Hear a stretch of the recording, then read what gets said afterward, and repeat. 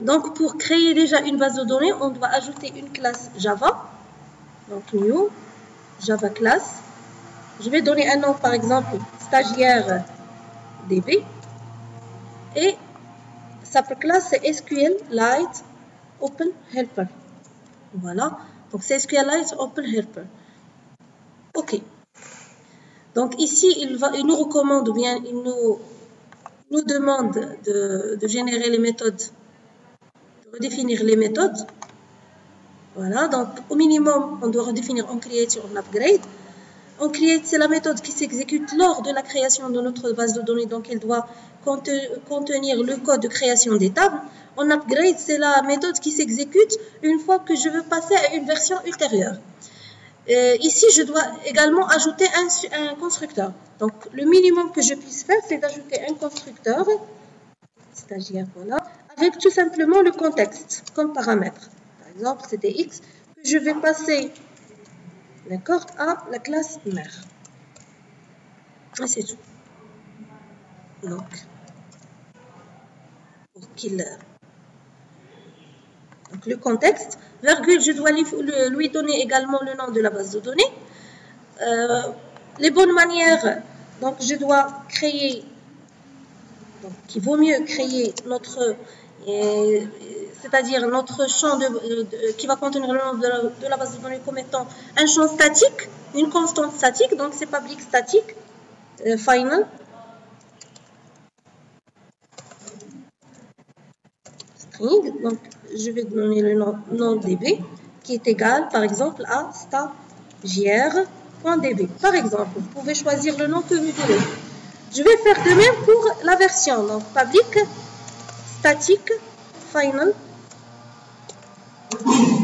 string, de même. Désolé, ici les chaînes de caractères en Java, il y a une convention de les écrire en majuscules, mais vous pouvez bien sûr les écrire comme vous voulez, et avec les caractères que vous voulez. Donc, on a version DB. Voilà, donc la première version, c'est 1. C'est int. Et voilà, c'est la première version, c'est 1. Donc, je fournis à mon constructeur le constructeur de ma classe mère et le contexte de l'application. Et le nom de la base de données, donc nom DB. Voilà. Un factory, donc je vais mettre nul. Et la version de ma base de données, donc version DB. Voilà. Donc ça, c'est le minimum qu'on doit écrire pour créer notre base de données. Mais pour réellement créer des tables, je vais utiliser l'objet DB de la classe SQLite Database, si vous vous souvenez de cette classe. Donc db.exec SQL. Voilà. Donc exec SQL, c'est la méthode qui permet d'exécuter des requêtes SQL. Donc ici, je vais faire create table stagiaire. Et je donne les noms des champs. Chaque champ, le nom, son nom, le type, son type, et éventuellement ses contraintes. Par exemple, primary key, not null, et l'affaire. C'est juste que Android exige que la clé primaire de toute table dans une base de données SQLite doit avoir le nom ID, doit être de type integer. Voilà, il doit être primary key, bien sûr. Voilà, et finalement, auto-increment. Ça, c'est une exigence, d'accord, de Android. Après, on va ajouter le nom, donc le type texte, le prénom, texte également, et la filière, toujours texte. On a déjà dit que SQLite, c'est juste, voilà, SQLite, c'est un système de gestion de base de données open source, mais qui est faible en termes de typage. C'est-à-dire il n'accepte pas beaucoup de types pour créer les champs de la base de données. Donc, en upgrade, on va tout simplement demander l'annulation bien la drop, c'est-à-dire la suppression de la table, donc drop table stagiaire, drop table if exist. Voilà, stagiaire. Et on va demander 10.onCreate de recréer les classes, les tables, pardon. Voilà. Donc ça, c'est le minimum qu'on puisse faire. Maintenant, on doit ajouter des méthodes pour ajouter des stagiaires dans la base de données, supprimer, modifier, rechercher, etc. C'est-à-dire, toute gestion éventuellement qu'on doit faire sur les stagiaires, on va créer une méthode propre à elle ici. On va ajouter une méthode, voilà, par exemple, insert stagiaire, donc qui retourne un booléen. Voilà, donc cette méthode prend en paramètre une chaîne de caractères pour le nom, par exemple, une chaîne de caractères pour le prénom, une chaîne de caractères pour la filière. Voilà, pour l'insertion, je vais retourner booléen, c'est-à-dire si tout va bien, et false, si quelque chose, c'est-à-dire il y avait des problèmes qui n'ont pas pu permettre l'insertion de notre stagiaire dans la base de données. Donc, pour insérer un stagiaire dans la base de données, je dois écrire dans la base de données. Du coup, je dois récupérer un objet de type SQLite Database, d'accord, en utilisant le 10.getWritable Database. Donc, je vais faire un SQLite Database. Voilà, db égale donc 10.getWritable Database. C'est bon. Donc, sur cet objet, je vais effectuer une requête d'insertion, db-insert, que je vais passer en paramètre le nom, le prénom et les filières. Voilà, donc je vais faire un db. Voilà, donc db.insert. Voilà, donc je donne le nom de la table, stagiaire. Voilà, puis les valeurs. Les valeurs, normalement, on doit les passer à notre méthode insert en utilisant un content value. Donc, un content value, c'est un genre de dictionnaire, voilà, qu'on utilise afin de donner pour chaque champ de la table, de notre table stagiaire, sa valeur. Donc, content value, voilà. Donc, par exemple, cv.put, par exemple, pour le champ nom, je vais donner la valeur n, le paramètre n. Voilà. On va passer à la fonction. Donc, cv.put également. Donc, pour le champ prénom, voilà, je vais passer le paramètre p, et ainsi de suite. Donc, cv.put, donc, inutile de dire que les clés de content value doivent être exactement les noms des champs de la table de la base de données. Voilà, après, donc je vais passer le CV à notre insert avec un nul. Pardon, c'est un nul puis un CV, je m'excuse. Voilà, et les valeurs CV. Voilà. Donc la méthode insert retourne une valeur de type long, donc qui est égale à -1 si l'insertion n'est pas été bien effectuée. Donc je vais faire par exemple if db-insert, voilà, différent de -1. Voilà, donc return false. Donc else return true. Voilà. Donc ça, c'est la première méthode qu'on va ajouter, voilà, à notre classe. Donc insert stagiaire. On crée un content value, d'accord, avec les valeurs des paramètres que je vais attribuer les noms des champs. Puis je vais exécuter la méthode insert sur la table stagiaire en utilisant le CV, c'est-à-dire l'objet content value. Et je teste si c'est différent de -1, alors, pardon, si c'est égal à -1, je m'excuse, alors c'est false, ça veut dire si c'est égal à -1, l'ajout n'a pas été effectué. Sinon, donc l'ajout c'est bien effectué, donc je retourne un true. Voilà. C'est bon, donc on rajoute déjà une autre méthode pour notre classe, la méthode pour l'affichage, pour qu'on puisse tester et l'ajout et l'affichage en même temps. Voilà.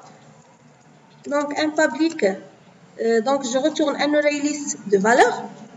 Comme ça sera très simple de les passer à un adapteur. Voilà, donc insert stagiaire, display, ou bien get stagiaire, avec S, voilà. Donc, quand on a voulu faire l'insertion, on a créé un objet de type SQLite Database, d'accord, en utilisant le getWritable Database. Ici, on va créer un objet de SQLite Database en utilisant le getReadable, parce que je veux juste lire les informations qu'on a dans la base de données. Voilà, donc db égale donc 10.getReadable Database. Donc les méthodes getWritable Database et getReadable Database, ils sont fournis par notre classe mère qui est le SQLite OpenHelper. Voilà. Donc ce qu'il nous reste de faire, c'est d'exécuter une requête de type select. Donc pour exécuter une requête de type select, on doit s'attendre à un result set, ça veut dire un set ou bien un ensemble de résultats, un ensemble de lignes ou bien un ensemble de lignes multicolonnes ou bien un ensemble de lignes avec une seule colonne. Pour cela, on doit exécuter notre requête dans un curseur. Donc curseur CS égale db.row query. On a vu déjà la méthode row query. Voilà, et je vais faire un select étoile from stagiaire. Voilà, on n'a pas de paramètres à passer à notre requête. Donc, le curseur, il est là. On va le positionner au premier enregistrement. Donc, move to first. Voilà. Et on va essayer de boucler. Donc, je vais créer un array list de chaînes de caractères où on va mettre les informations que nous allons extraire de notre base de données. Voilà. Donc, je vais faire une boucle, donc un while not cs.isAfterLast. Donc, tant que je ne suis pas à la fin, ni la dernière ligne, c'est-à-dire tant que j'ai pas encore dépassé la dernière ligne, qu'est-ce que je fais? Voilà, donc je vais lire les informations. Par exemple, je vais déclarer une chaîne de caractères. Je peux le faire directement, mais c'est juste pour aller doucement. Donc, je déclare, par exemple, une variable nom et je fais cs.getString. C'est bon. Je donne le numéro de colonne. Donc, la première colonne, c'est de numéro 0, pardon, c'est l'identifiant. La deuxième colonne, c'est 1, c'est le nom. Voilà. De même pour le prénom, P qui est égal à cs.getString. Donc, la colonne numéro 2, on a déjà dit que le typage en SQLite est très pauvre. Donc, on doit faire un effort au niveau du codage pour récupérer les valeurs dans leur propre type.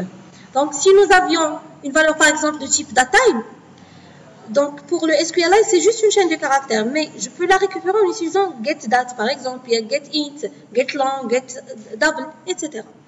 Voilà, donc on a pu récupérer les trois valeurs de l'enregistrement en cours. Donc, ce qu'on va faire, parce que on utilise juste un array list de chaînes de caractères, donc je vais créer une petite chaîne de caractères en combinant les valeurs des trois champs et je l'ajoute à mon array list que j'ai nommé list. Donc je vais faire list.add, voilà. Donc n, un petit espace plus p, un petit espace plus f. Voilà. Et je passe l'enregistrement suivant. Donc pour cela, je vais faire cs.move to next pour qu'il puisse passer à l'enregistrement suivant. Et une fois je sors de la boucle, donc je vais faire un close. Je ferme mon curseur, cs.close. Et je retourne la liste. Voilà. Donc, la méthode pour afficher les informations d'un stagiaire est la suivante. On va revenir pour améliorer l'affichage. On va voir. Maintenant, on a déjà créé la première vue. Donc, nous avons créé un linear layout horizontal avec un text view pour le nom, un edit text pour le prénom, pour permettre à l'utilisateur de saisir le nom du stagiaire. De même, voilà, pour le prénom, le text view et l'edit text. De même pour la filière. Donc, voilà, pour la filière, le text view et l'edit text. On a également ajouté 2-3 boutons, donc le bouton add, bouton display et le bouton search, donc pour ajouter, pour afficher et pour rechercher. Et finalement, voilà, donc on a ajouté un list view avec l'identifiant élevé. Donc pour le preview, normalement ça doit nous donner un rendu qui ressemble en quelque sorte à ceci. Voilà.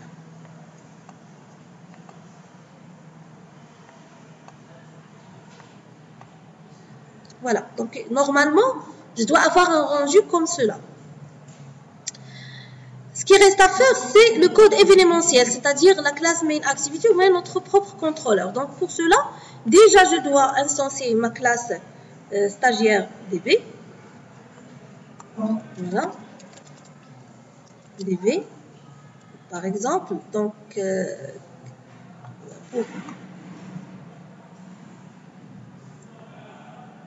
je vais l'ajouter dans le même package. C'est juste un exercice pédagogique. Donc, on a stagiaire DB et je vais lui fournir le nom, par exemple, stagiaire avec S. Par exemple, ma base. Voilà, on crée. Donc, je vais faire 10.ma base égale new stagiaire DB et je fournis le contexte qui est le 10. Voilà, c'est mon contexte. Donc, on va déjà créer les composants graphiques. Donc, j'aurai besoin de 3 edit textes. Donc, un pour le nom, ED nom, un pour le prénom, ED prénom, et un pour la filière. Voilà. De même pour les boutons, donc un bouton pour l'ajout, un bouton pour l'affichage et un bouton pour la recherche qu'on verra par la suite. Voilà. Et on va ajouter un list view. Par exemple, élevé stagiaire.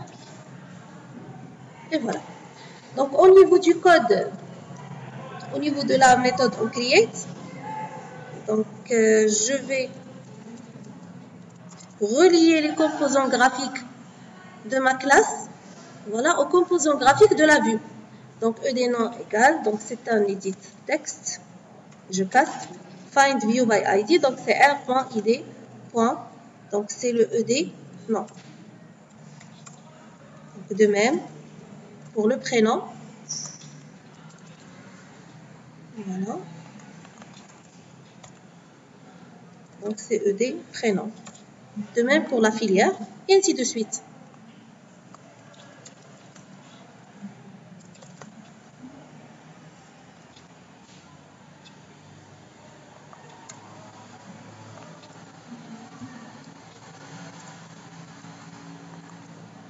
Voilà.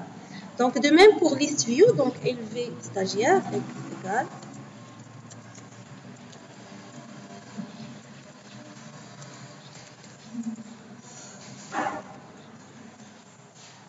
de élevé, l'objet élevé. De même pour les boutons, donc btn add égale, donc c'est un bouton, donc btn add, voilà, donc le bouton 10 pour 10 to display, donc pour l'affichage,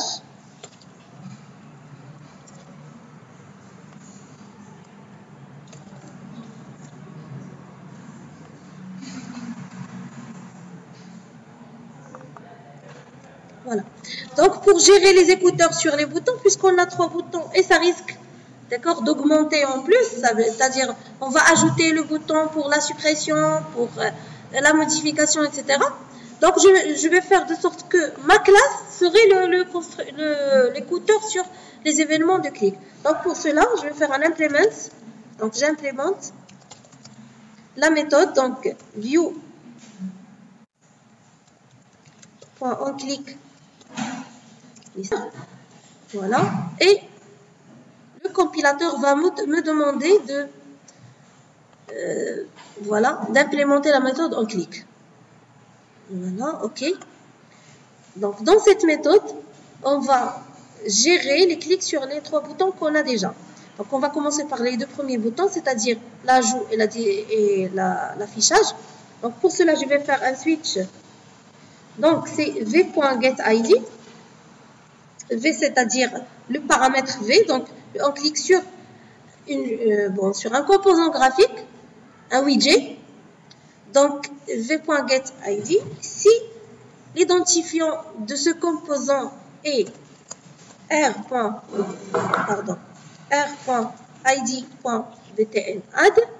donc il s'agit de l'ajout. Donc pour cela, tout simplement, je vais récupérer les informations qu'on a dans les 3 edit textes et des noms, des prénoms et des filières. Et on va exécuter la méthode, voilà, insert stagiaire, en lui passant les 3 paramètres. Voilà, donc je vais faire ma base.insert stagiaire, pardon.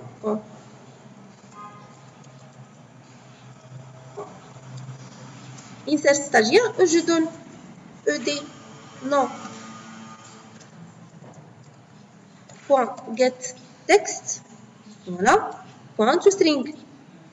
Donc pour le nom, donc ed prénom .get text, pardon, .toString pour le prénom.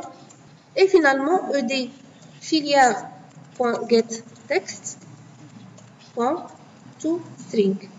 Voilà. Ici, je vais faire un if. Donc, if. Donc, si ça marche, donc je vais afficher un toAsk. Par exemple, make text. Donc, le contexte, c'est 10. On est toujours dans le contexte. Voilà. Donc, le ajout effectué avec succès, virgule, et on ajoute la duration. Voilà, point chaud. Et voilà. Donc, else, on va tout simplement afficher un message comme quoi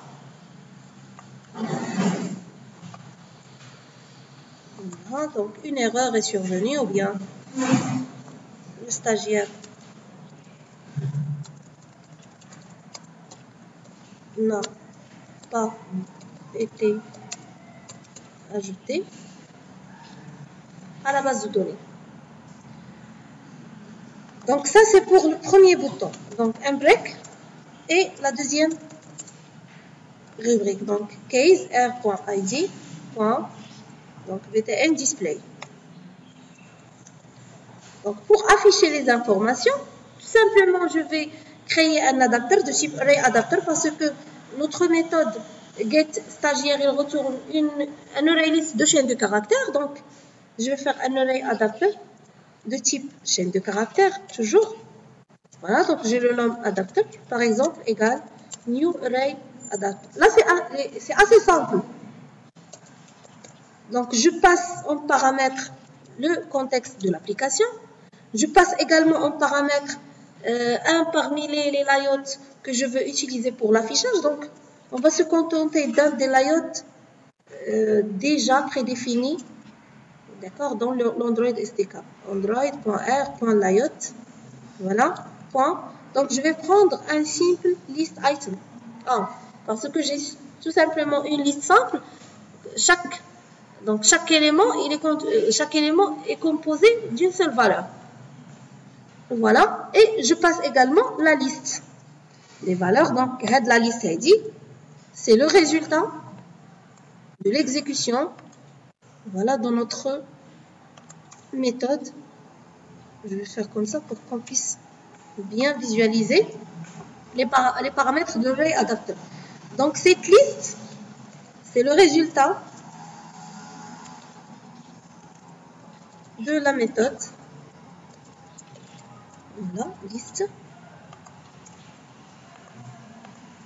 égale, donc ma base point get stagiaire. Et voilà. Donc il me reste de passer l'adaptateur à notre adapter view qui est list view. Donc lv stagiaire.set adapter. On va lui passer l'adaptateur adapter. Et avec un break. Donc on va essayer de tester ces deux méthodes.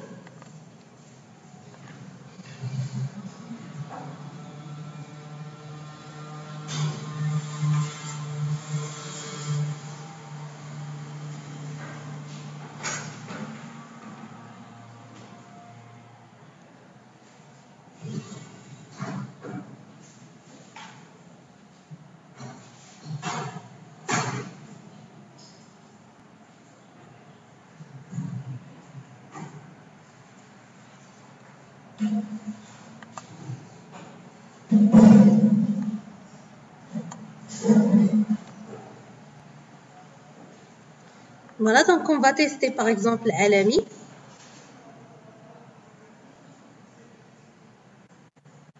Ali par exemple. Donc la filière par exemple TDI. Et ajouter. Rien ne va se passer. Pourquoi? Parce qu'on n'a pas encore ajouté, j'ai pas encore ajouté l'écouteur, voilà, au bouton. Donc même si je clique sur ajouter, rien ne se passe. Aucun message ne va être affiché. Ni ajout effectué avec succès, ni ce stagiaire, etc. Donc pour cela, je vais ajouter les VTN 1.7 à l'intérieur de notre méthode. Alors VTN add 7, on clique liste 10. De même pour les autres boutons, même ceux que je ne vais pas encore programmer. Et voilà.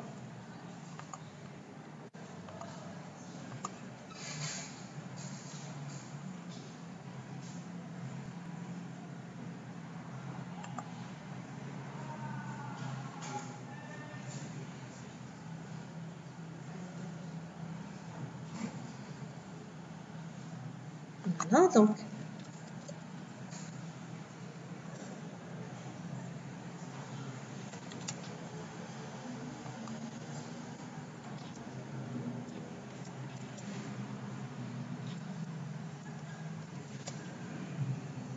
Voilà, donc Alami Ali, TDI. Et j'ajoute. Voilà, donc ajout effectué avec succès. C'est bon? Donc j'ajoute une autre personne ou bien un autre stagiaire. Donc Alawi.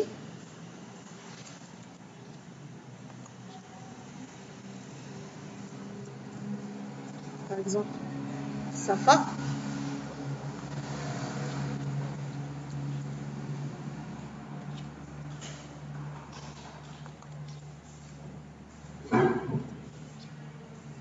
Ajouter.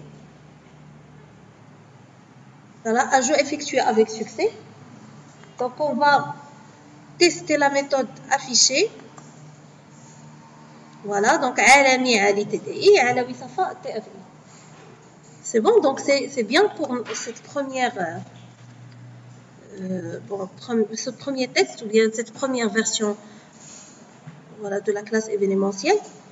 Donc on va modifier un petit peu ou bien améliorer l'affichage. Donc pour cela, on va créer un nouveau layout pour afficher chaque stagiaire. Donc layout, new, donc layout resource file, et je vais créer layout, par exemple, je vais le nommer donc stagiaire détail.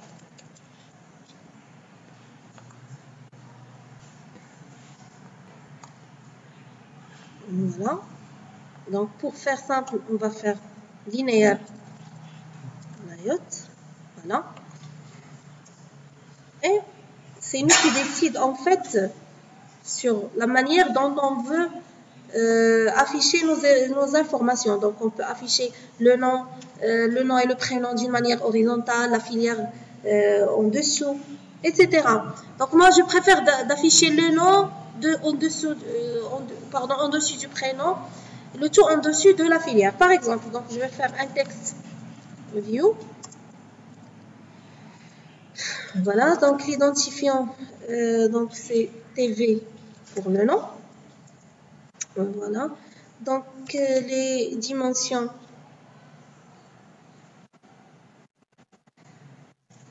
Voilà, donc Arab content, par exemple. Donc je peux même créer pour chaque text view, ou bien pour chaque champ de la base de données, une couleur assez différente de l'autre, ou bien size, etc. Voilà, donc je vais faire la même chose.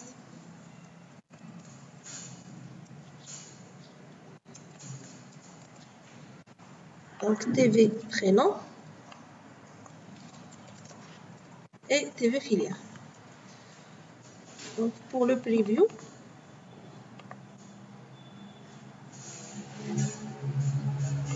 et ici on va faire l'orientation d'une manière verticale. Voilà, donc on a le premier, le deuxième, le troisième. Donc, par exemple.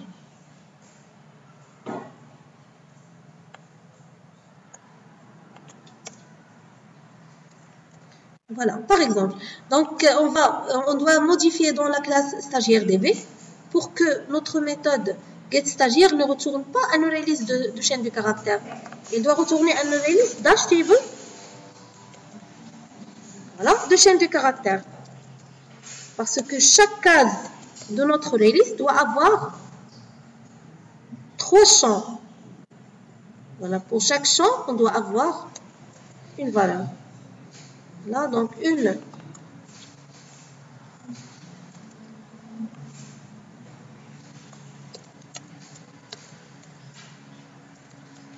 pour le nom, une deuxième pour le prénom et la dernière pour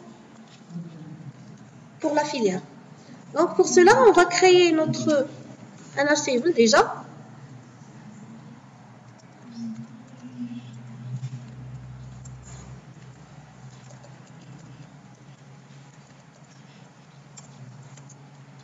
Voilà, donc je vais le nommer élément.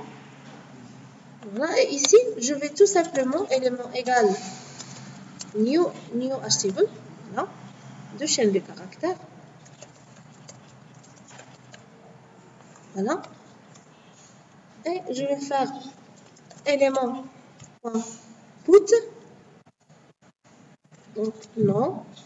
Je peux donner les clés que je veux.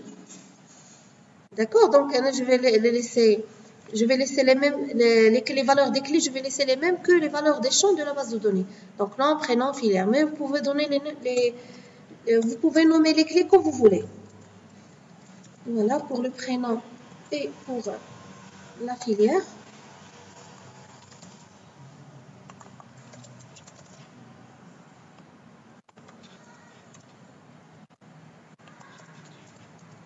C'est bon, donc on a créé notre HTML, d'accord, avec 3 clés, nom, prénom, filière. Pour chaque clé, on a la valeur correspondante. Donc, on va rajouter notre HTML à la liste. Donc, list.add, voilà, élément. C'est tout. Et je retourne la liste. La deuxième modification qu'on doit faire est au niveau du contrôleur, ou bien au niveau du code événementiel, parce que maintenant, notre liste n'est plus simple. Donc, je ne peux pas utiliser un array list, je ne peux pas déjà utiliser un array adapter. Donc, pour l'array list, c'est pas de problème. Donc, HTML, pardon.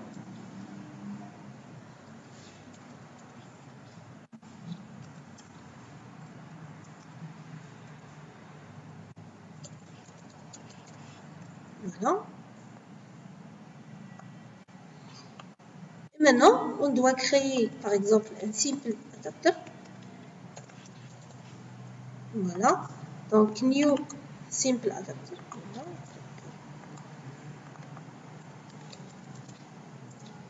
Voilà. Je lui fournis le contexte de l'application. Puis, je dois lui fournir la liste.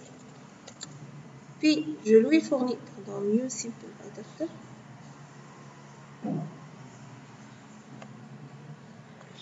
Voilà. On reprend dès le début. Adapter égale new. Voilà, avec le contexte de l'application, la liste, voilà, liste des valeurs, puis le layout. Maintenant, on va utiliser notre propre layout, voilà, layout, qu'on a nommé stagiaire détail. Voilà donc. Et on va rajouter voilà, donc un tableau de chaîne de caractères qui correspond au nom des clés de notre liste, qui sont le nom, virgule, le prénom, virgule et la filière. Voilà. Et finalement, on doit rajouter un tableau d'entier qui correspond aux identifiants des composants graphiques qu'on a dans ce layout, c'est-à-dire l'identifiant du texte view TV nom, TV prénom et TV filière. Voilà donc un new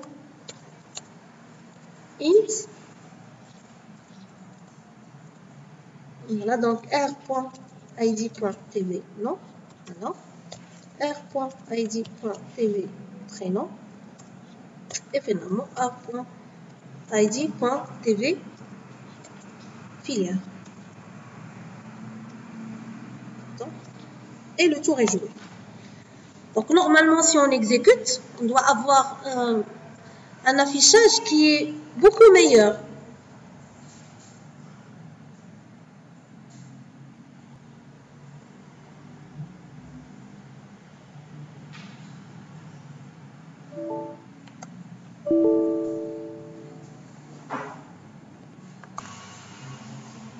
Voilà donc, on va faire afficher.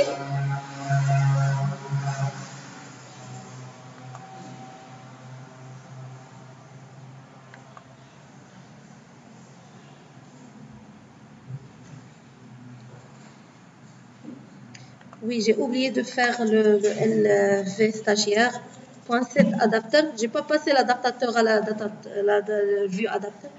Donc, et je lui fournis adapter. Voilà. Pour que ça puisse marcher, je dois passer l'adapteur, notre adapteur, à la vue. Ici, la vue, c'est liste.